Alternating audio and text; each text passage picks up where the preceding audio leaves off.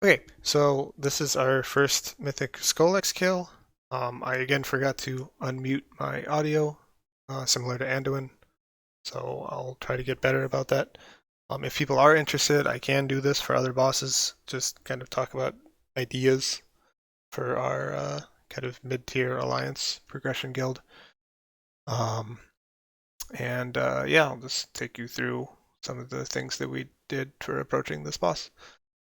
The boss was a bit of a DPS check for us and had some tanking things as well. As you'll see early on, I mess up and die, and then later on my co-tank will die. But what can you do? So the basic strategy is you have a melee cluster, you have the tank pair, stacks and spreads for the combo, and then you have the ranged out to the side, so they're behind my unit frames over here. And yeah, I'm about to die because I botched it. Oops. Um, so after getting rest, there's the range stack. You saw the 3 dust clouds. So it's 1 stack of ranged and then 3 separate ranged that are spread out behind them. And those 3 ranged are getting the farthest target dust clouds.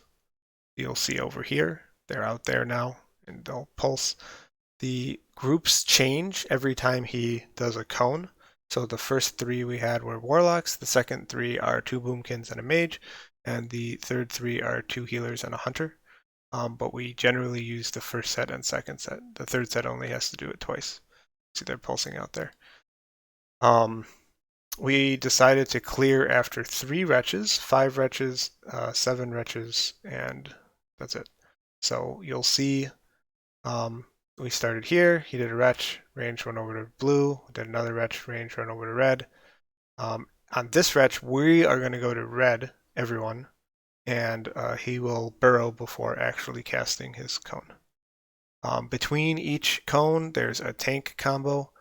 The idea for the tank combo is you want your tanks one to each get a Rift Maw hit, which hits pretty hard, and you also want to spread the bleed out. So you see we both have it, but neither of us have 2 stacks.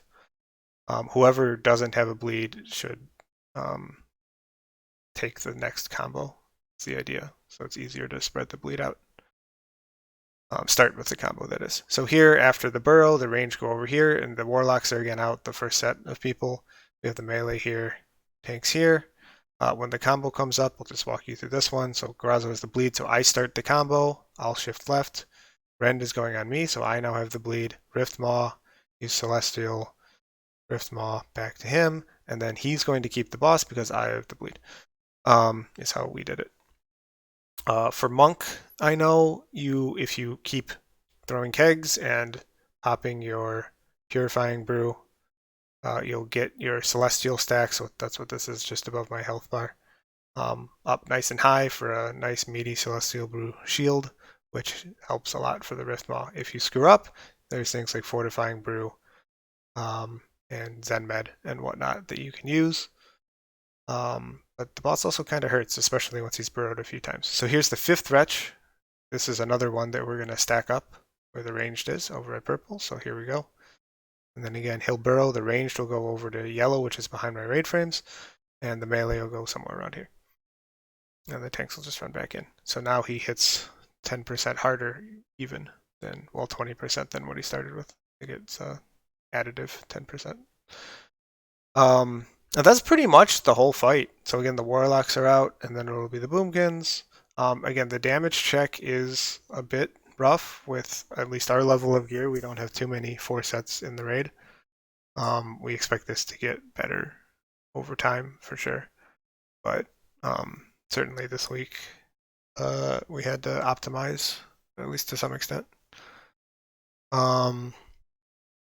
He's going to go ahead and retch. So the 6th retch is a move. Again, the 3rd, 5th, and 7th we do a stack. Otherwise, we don't. So the 7th one, where the ranged are now, is going to be our stack.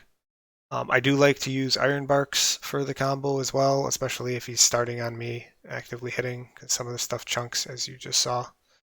But a full Celestial Shield is enough to take the Rift Maws.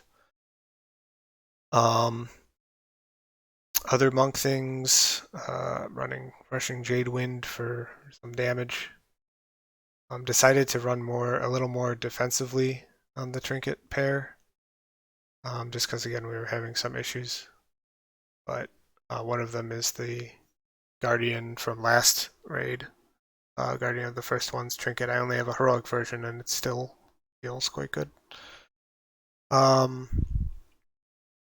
So here, again, we're not going to burrow him. We're kind of stuck in a corner. The ranged are going to go from Moon to Skull and then back to Moon on the third dodge. So here, Wretch 8 is going towards the ranged.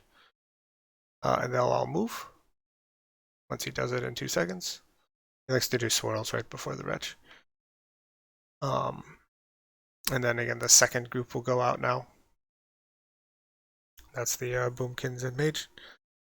I think this might be where Garazo. Yeah, so he dies, so I pop Nijao at least right away. And some health stones and stuff. Well, if they weren't already used. Because again, he hits pretty hard. Could be worth timing your Breath of Fires. Because there is a lot of times where he's just breathing off into the distance. I didn't really hyper focus on that, but something to keep in mind.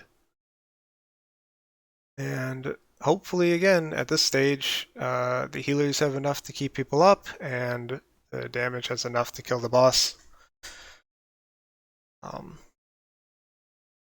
He will enrage around 6 minutes. What he does is burrow in the ground. He doesn't instantly kill you, but he does a lot of damage and suck you in. So having him sub 1 million is ideal. You'll see he'll go down around 200k or something right here, and it doesn't do too much to us. Like, we're fine. We managed to, I think, get about 500k on some of these pulls, but yeah, again, it was a fun boss. Nice damage check, satisfying to beat, and just some good positioning, good strategy, and then good old execution.